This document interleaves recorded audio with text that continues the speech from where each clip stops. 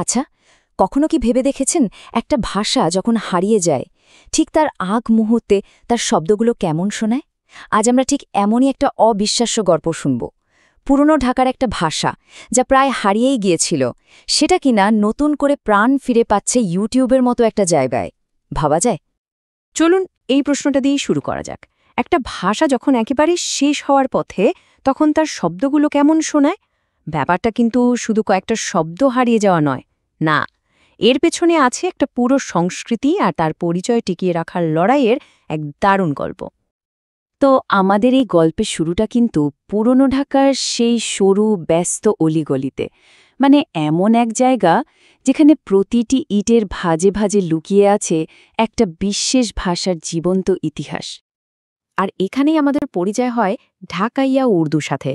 নামটা শুনে উর্দু মনে হলেও এটা কিন্তু শুধু উর্দু নয়, বরং বলা যায় এটা উর্দু, বাংলা আর ফার্সির একটা দারুণ ককটেল, একটা অসাধারণ মিশ্রণ। আর এটাই পুরনো ঢাকার ঢাকাইয়া সম্প্রদায়কে একটা আলাদা পরিচয় দিয়েছে। দেখুন, এই একটা কথাতেই যেন পুরো সম্প্রদায়ের আবেগটা ধরা দেয়। হামলোগ কা জবান হামলোগ কা পেহচান, মানে আমাদের ভাষা আমাদের পরিচয়। এটা আসলে শুধু কথা বলার একটা মাধ্যম না, এটা তাদের আত্মার একটা প্রতিচ্ছবি। কিন্তু সময়ের সাথে সাথে এই অনন্য কণ্ঠস্বরটা কেমন যেন ফিকে হয়ে আসছে, ধীরে ধীরে হারিয়ে যাচ্ছে। চলুন একটু গভীরে গিয়ে দেখি কিভাবে এই ভাষাটা আজ একেবারে বিলুপ্তির দোরগোড়ায় এসে দাঁড়িয়েছে। দেখুন, ১৯৪৭-এর দেশভাগ, তারপর ৫২-র ভাষা আন্দোলন আর ৭১-এর মুক্তিযুদ্ধ, এই প্রত্যেকটা বড় বড় ঐতিহাসিক ঘটনা ঢাকায়া উর্দুকে যেন একটু একটু করে কোণঠাসা করে দিয়েছে। এর ভাষাগত পরিচয়টাই যেন ধীরে ধীরে বদলে গেছে। আচ্ছা, একটা ভাষা হারিয়ে গেলে আসলে ক্ষতিটা কি হয়? এটা কি শুধুই কয়েকটা শব্দ বা বাক্য হারিয়ে যাওয়া? একদমই না। ক্ষতিটা এর চেয়ে অনেক অনেক বেশি গভীর। যখন একটা ভাষা পুরোপুরি হারিয়ে যায় তখন শুধু শব্দ হারায় না, তার সাথে হারিয়ে যায় আমাদের দাদা নানাদের মুখে মুখে ফেরা সেই সব গল্প, ওই বিশেষ ধরনের ঠাট্টা তামাশা করার ভঙ্গিটা, আর প্রজন্ম থেকে প্রজন্মান্তরে বয়ে আনা নানান রকম জ্ঞান। সবচেয়ে বড় কথা, পৃথিবীকে দেখার একটা স্বতন্ত্র দৃষ্টিভঙ্গি যেন হারিয়ে যায়। কিন্তু এখানেই গল্পটা একটা দারুণ মোড় নেয়, একটা আশার আলো দেখা যায়। এই পুরনো কণ্ঠস্বরটাই খুঁজে পেয়েছে একটা একেবারে নতুন আধুনিক একটা মঞ্চ।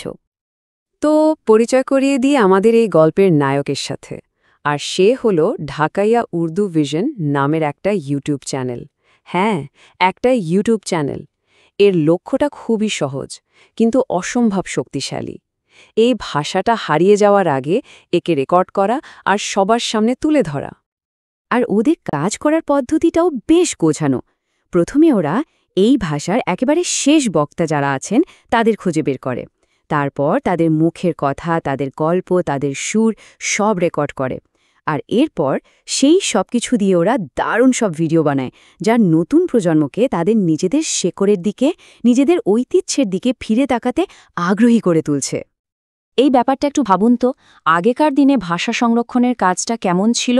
বেশিরভাগ সময় সেটা গবেষকদের বই বা আর্কাইভের ভেতরে আটকা থাকত।